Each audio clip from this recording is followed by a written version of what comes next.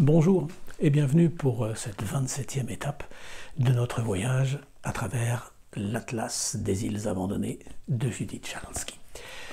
Aujourd'hui, nous allons sur l'île Bokak, un tout petit îlot de 3,5 km², tout au nord des îles Marshall, à peu près à 180 km, perdu là au-dessus de la chaîne de Batak.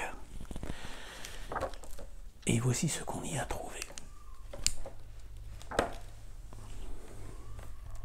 Scott Moorman grandit dans la San Fernando Valley.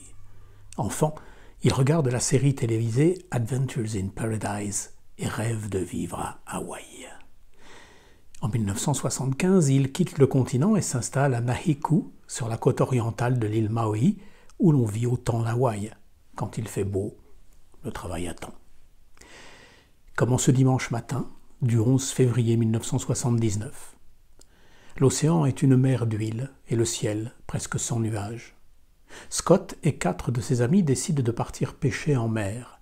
Ils achètent des bougies neuves pour les moteurs du bateau, de la bière et de la limonade pour leur frigo et de la glace pour les poissons qu'ils comptent prendre. Vers 10 heures, ils passent l'îlot de rochers situé à l'entrée de la baie et le Sarah Joe, leurs 5 mètres à moteur, met cap vers le sud. Ils arborent des lunettes de soleil, de longues chevelures et une moustache hirsute. On allume un 1er joint. Vers midi, le vent se lève. Dès l'après-midi, il se fait cinglant, dégénère en tempête, et au crépuscule, c'est devenu un véritable ouragan qui balaye l'île, ravage les côtes et déchaîne l'océan. Les vagues font plusieurs mètres de haut et il pleut sans discontinuer.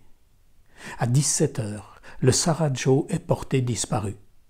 Les gardes-côtes envoient un hélicoptère et un avion dans la tempête, mais la visibilité est trop mauvaise.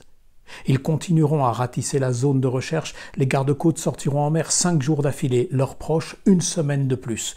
Ils ne trouveront rien, absolument rien. Aucune trace des hommes, aucune pièce du bateau. 9 ans et demi plus tard, le biologiste marin John Naughton, qui a participé aux recherches du bateau, découvre sur Bokak, l'atoll le plus septentrional et le plus aride des îles Marshall, à 3700 km à l'ouest d'Hawaï, une épave sur une plage. Sur sa coque en fibre de verre s'étale un numéro d'enregistrement hawaïen, c'est le Sarah Joe. Tout près de là, une croix de bois mort se dresse au-dessus d'une sépulture sommaire faite de pierres entassées. Quelques ossements émergent du sable.